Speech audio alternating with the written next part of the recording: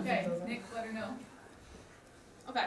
How many of you have ever been to a Fighting Illini game, Iowa Hawkeye game, or best yet, a Wisconsin Badger game? Okay, well imagine if there is no such thing as Division I athletes. D1 athletes give people something to believe in and support.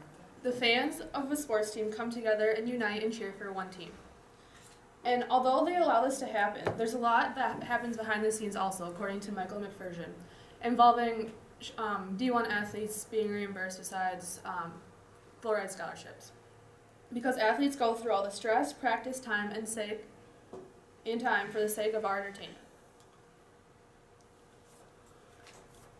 I found that looking at the different sports, walk-ons and full-ride scholarships, and the difference between the NBA and college athletics make it clear to me that student athletes should not be reimbursed because of the difficulty of establishing fair and reasonable guidelines. This brings me to my first point.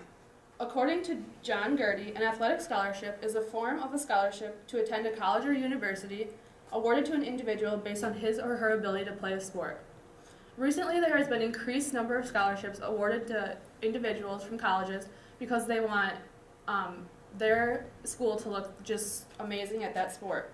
In fact, colleges now provide over $2 billion annually to individuals.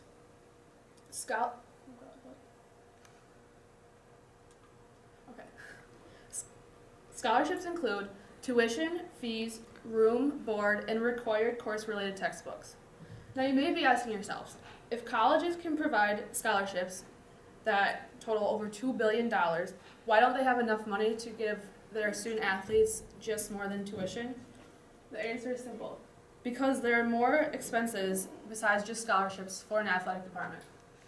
Scholarships cover a big amount, but you also have to pay head coaches, assistant coaches, support staff, game expenses, medical bills, equipment bills, travel expenses, facility bills, and even other bills.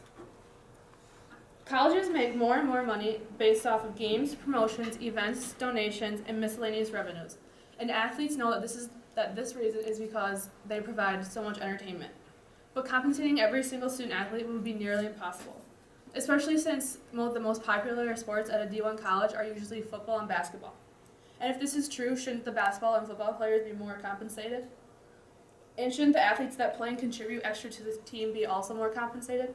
And would we compensate men and women equally, since, let's face it, men's sports are a little bit more popular than women's? Also, most other sports, such as track and rowing, lose the college money. So in order for student athletes to be compensated, the tuition costs of non-athletes would have to be raised, which would be very unfair. These arguments create more controversial issues for colleges, coaches, and the NCAA. This brings me to the next point of full-ride scholarships versus walk-on athletes. Walk-on athletes receive no financial aid from the athletic department. Therefore, should they not receive more compensation than those who receive full-ride scholarships to make it fair? They put in just as much time, effort, and dedication as those who receive full-ride scholarships. And it's funny because usually athletes begging for compensation are the full-ride scholarship recipients, which is very greedy.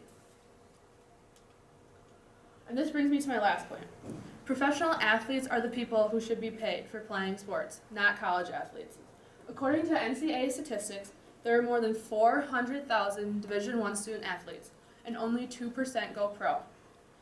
Now, if college athletes say they need to be compensated, this makes playing a sport in college more like a job instead of something they do for fun and to get a good education. College athletes still have to go to school, they have to study, and they have to learn. And if they were compensated, it makes them think that they don't have this duty to themselves or to their teammates. There needs to be a fine line between professional and college sports, and compensation is one of the only few things left that separates the two levels.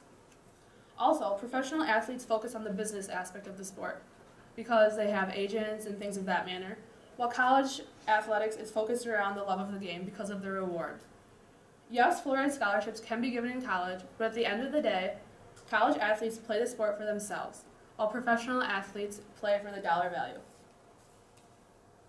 So in conclusion, I found that looking at the different sports, the walk-ons and the full-ride scholarships, and the difference between the NBA and college athletes made it clear to me that student athletes should not be reimbursed because of the difficulty of establishing fair and reasonable guidelines. College athletes need to remember the core reason for why they started to play the game in the first place, for the love of the game.